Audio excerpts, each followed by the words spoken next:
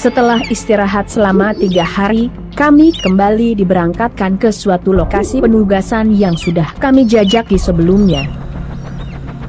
Pukul 4 subuh, kami diturunkan 2 km dari titik lokasi.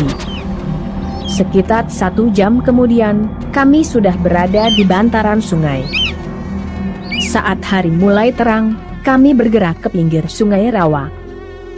Kami memilih posisi yang bisa memantau sungai, dengan bentang yang paling jauh, serta bisa mengawasi perbukitan di sekitar sungai.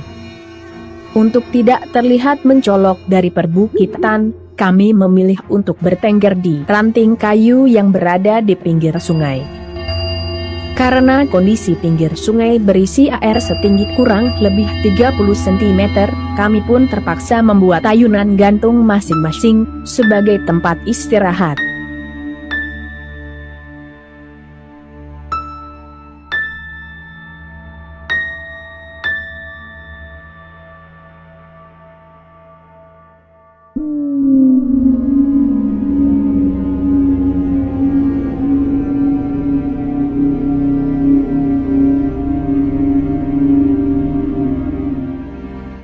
Pukul 7:10, kami mulai melakukan pemantauan.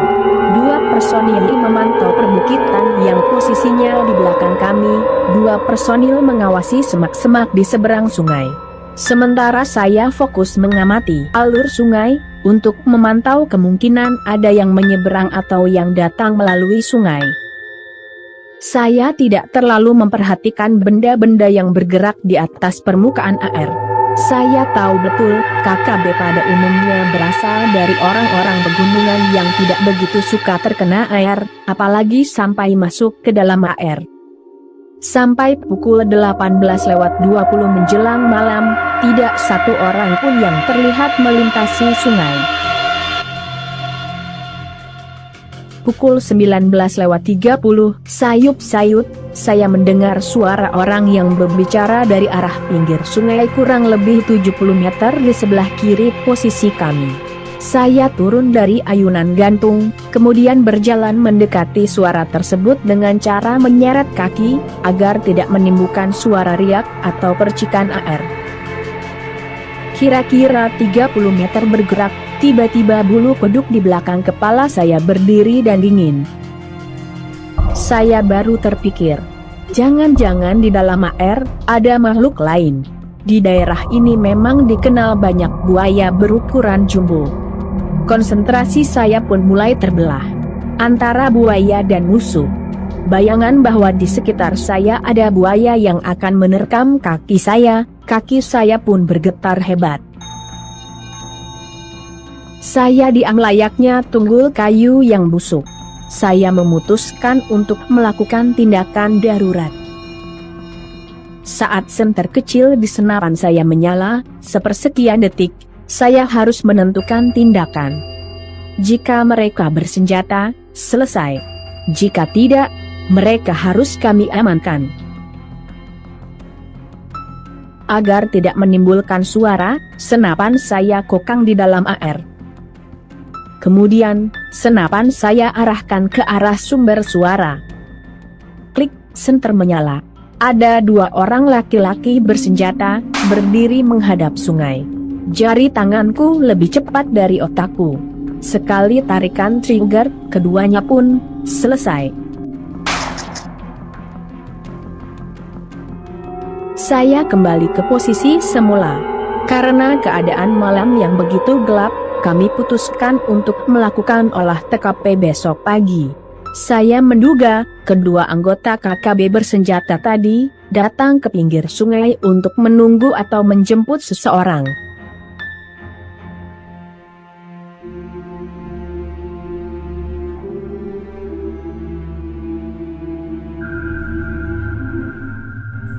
Pukul 22:30, tiba-tiba kami mendengar suara-suara berisik di pinggir sungai, kira-kira 100 meter dari posisi kami.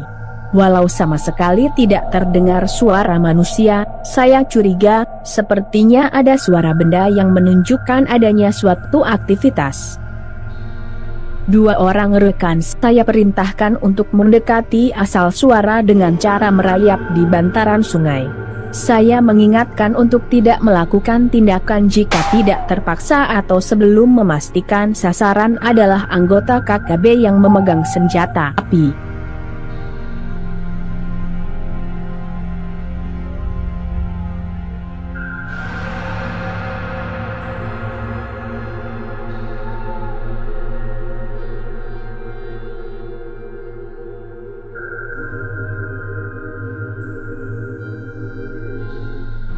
Beberapa saat kemudian, suara aktivitas tersebut terdengar semakin jelas.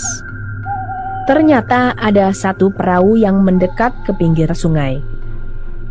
Dua personil lain, saya perintahkan untuk bergerak membantu dua personil yang sudah merayap mendekati lokasi. Saya pun mengambil posisi yang pas.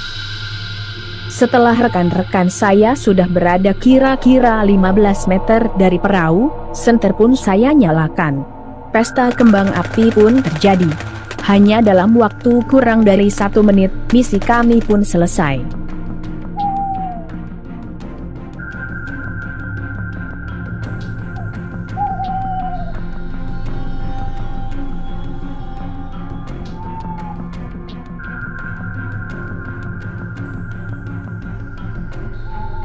Melalui radio, saya menghubungi pos komando. Saya melaporkan peristiwa kembang api dan meminta dilakukan olah TKP oleh tim aparat yang berwenang. Kemudian, saya mencoba tidur seperti rekan-rekan lain yang sudah terlelap. Tidak bisa. Saya merasa sepertinya ada sesuatu yang akan menerkam punggung saya dari dalam air.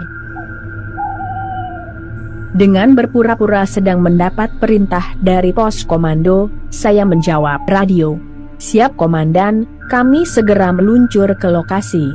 Ucapku sedikit agak keras.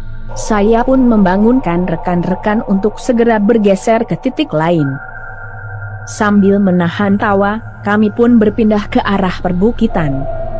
Saat rekan-rekan bersiap menunggu aba-aba selanjutnya dari saya pun sudah tidur beralaskan semak-semak dan rumput-rumput hijau.